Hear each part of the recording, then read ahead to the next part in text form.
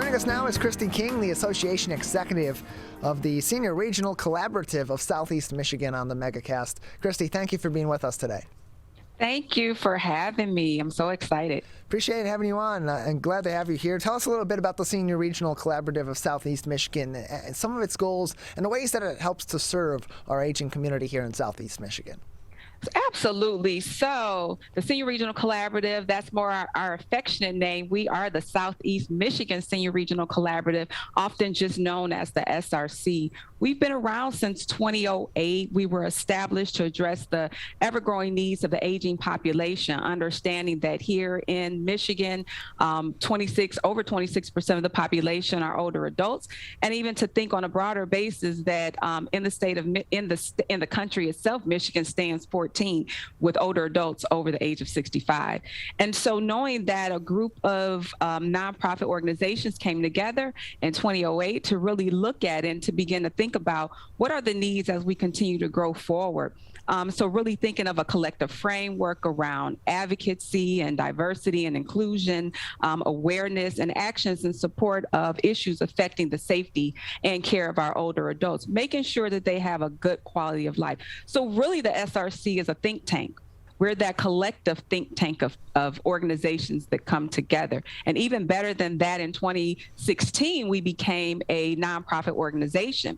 And so we serve as a nonprofit association. We have government entities as well as our nonprofits, as well as volunteers that come in to support the initiatives of the SRC, which can be from leadership and training development, providing a huge amount of networking opportunities, resources, which has meant for us to write grants together, provide funding, other tangible opportunities where we've provided tablets to some of the organizations for some of their participants that actually come into their own programs. So the SRC itself, we are not a direct service provider, but we support all of those direct service providers to provide those pieces to our older adults here in the Detroit metropolitan area and beyond. We're joined by Kristie King, the Association Executive of the Senior Regional Collaborative of Southeast Michigan, joining us on the MegaCast. And so this organization was established in 2008. It's about 14 years ago at this time, to address in advance the growing needs and the future needs of our aging population here in Southeast Michigan. And with that in mind, now that we're 14 years later, how has that mission sort of modified and changed? As that population 14 years ago, maybe at the point now where some of those services that were being discussed upon or being researched in terms of what the needs were back in 2008, that may be those needs coming to fruition now and in the near future as well for others in that generation, or even on the entry point of the next generation behind them needing those services as well. How has that changed the goals and the mission of your organization over this time period? So one thing that's been important to us is making sure that we stay mission driven and making sure that we continue through our programs and services to support the quality of life of our older adults within the agencies that are actually part of the SRC. So as far as it changing, I want to say we have grown.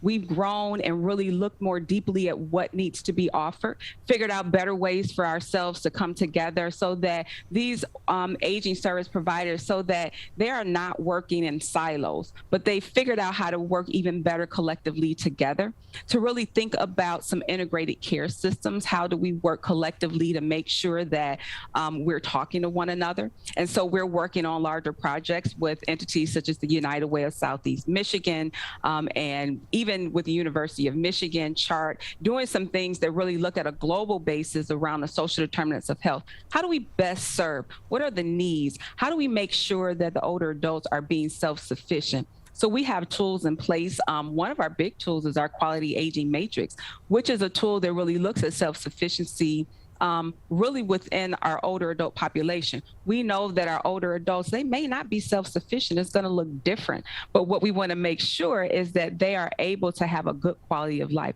What does that mean for them? And so this tool allows providers to look at certain categories such as physical activity or nutrition and things of the caregiving services, things of the sort, and really monitor and provide some hot spots for providers to say, we need to focus on nutrition or we need to focus on caregiving services and really monitor that senior along the way. So that's just one way that we've grown over the years, in addition to really making sure that we're supporting supporting those aging service providers professionally. So providing professional development opportunities for their staff as well. We know a lot of entities may not be able to send their whole staff to a conference to learn some things. So that's what we do here through our Leadership and Training Institute as well. So we've been able to grow that portion of what we've done as well. We started out kind of small back in 2008 as far as just providing direct leadership training. We've been able to grow that, especially through COVID, into a virtual platform that we provided last year. I believe we provided 30 or more workshops and webinars to the community at large. So professional development, caregivers, as well as older adults in the community. We're joined by Kristie King, the Association Executive of the Senior Regional Collaborative of Southeast Michigan, joining us on the MegaCast. You can learn more information about the organization by visiting semisrc.org, semisrc.org for more information. And so what's one of the more critical elements of caring for our older population, for individuals and for families, is preparing for when those decisions may need to be made about our elder individuals, may need to be transitioned to either being between the individual themselves and a member of their family, or be transitioned entirely to somebody else in their family that's better equipped mentally and emotionally to make those decisions that sometimes can be very difficult. And to help bridge that gap, your organization's begun a new program called Elder Caring Coordination Program. Can you tell us about that program, kind of the purpose behind it, and some of the ways that it helps these families navigate these really tricky waters? So absolutely. So we've been working, we were actually funded through the Michigan Health Endowment Fund to begin this pilot project around elder care. It's actually called Elder Caring Coordination. And we're working with the developers through the Association of Conflict Resolution. And what it is an alternative dispute resolution process for those high conflict families. And so those families that constantly may come back in front of judges to deal with the care and the safety of that older adult.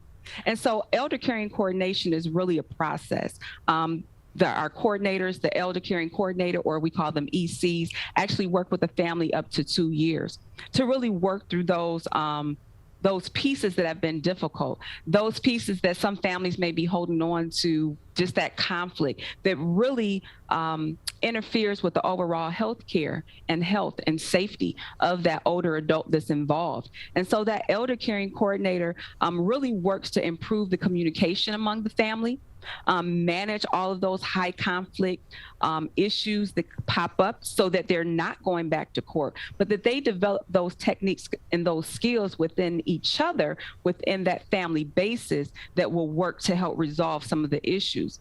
It also supports the aging person's self-determination. Oftentimes, because an older adult maybe felt that maybe they just can't do anything themselves, they often still have a voice. They also understand what's going on, and they experience that conflict that's felt within the conflict that's felt within the family. They experience that internally, which can also be critical to their health care. It promotes that long-term safety, because that elder caring coordinator is there to monitor any at-risk situations and help make recommendations to that family. And it promotes really a support system for that aging individual, as well as the family. So the family has someone to call. The older adult has someone to call, that third person that's there. And so we've really, we're excited. We've really been in the community over the past year, virtually, of course, organizing and educating about elder caring coordination, working with judges, working with attorneys, persons from Michigan Department of Health and Human Services, Neighborhood Legal Services, Lakeshore Legal, other entities throughout the dispute resolution centers as well. So those entities that may deal with elder care, elder mediation, those legal pieces, this is another part to help refer, so that it really, really releases and allows a family to be a family, to get rid of some of that conflict that's often felt and refocus on the senior at hand. We're joined by Kristie King, Association Executive of the Senior Regional Collaborative of Southeast Michigan, joining us on the MegaCast. You can learn more information by visiting their website at semisrc.org. And so if people want to find more information on the Elder Caring Coordinators Program, or want to sign up either themselves or on behalf of a family member to help mediate these situations, how can they go about doing so to get help from what can be a very helpful service that your organization helps to guide? Definitely a helpful service. And once again, we're very excited to be bringing this to the state of Michigan. We're actually 12th in the country to actually be bringing this. So this project developed out of Florida. And so right now they can look on our website, which you just gave, semisrc.org. There is a link under initiatives where they can see it'll say Elder Caring Coordination, and they can simply send us an email there, or they can contact us at 888-341-8593 to find out more information and to become involved in this project, because we still need community involvement. And again, that phone number for those of you interested is 1-888-341-8593, 1-888-341-8593. Kristie, your organization has also a lot of great events and other programs that are occurring throughout the year. What's coming up here in 2022 as we continue on out of the first month of the year and into the second month and ongoing? Absolutely. We'll be rounding out the month of January with Medicare 101. So that will be on Monday, and that is from 12 to 1:30. So really giving people an opportunity to learn more about Medicare, Medicare Advantage, and how to apply those to situations where they're older adult. We also have a workshop coming up in February. We have a series entitled Practical Approaches to Dementia, and that'll be February 3rd, February 10th, and February 12th at 12 noon. And so that is a series. Maybe you can't join us for all three, but feel free to drop in to any one of those.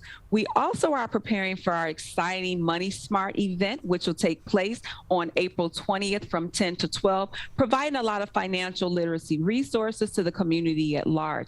We're actually going to do this event a little bit different this year. We usually do it one day. We are actually going to do it throughout the month of April. And so please go to our website and find out more information. We'll be finishing the year out in our last quarter with a conference this year. We haven't done a conference in a while, and so we are excited to be able to provide this opportunity for the community at large. We are partnering with Urban Aging News, in addition to Bridging Communities and Neighborhood Legal Services, to bring this conference in November of this year. And so if anyone wants information, as you've mentioned, you can go to our website. You simply click a link and you will be connected to all of these workshops and webinars, and even see beyond what we're doing for the entire. There's a calendar there you can see. Or if you're interested in presenting, you can also contact us there as well, and we can have conversations around what that could look like. Kristie, just another couple minutes with you before we'll have to say goodbye today. Anything else at this time that would be important for our audience to know about your organization, or any other subjects that we should be keeping in mind going forward so we can help our local aging population? Absolutely. Please feel free to contact us as well to volunteer. Volunteering is very important to all of our activities, through our committees, to get the work done, to making sure that we're getting the word out about aging services and the things that are needed in the community. So feel free to connect with the SRC at any time, volunteer with us. And I think that's about it. Remember, we are Senior Strong. Well, Kristie, thank you very much for joining us and telling us more about all the great things that your organization does to help families and to help, of course, our aging population as they navigate some very complicated topics that are critical for their quality of life going forward. Thank you so much for having me.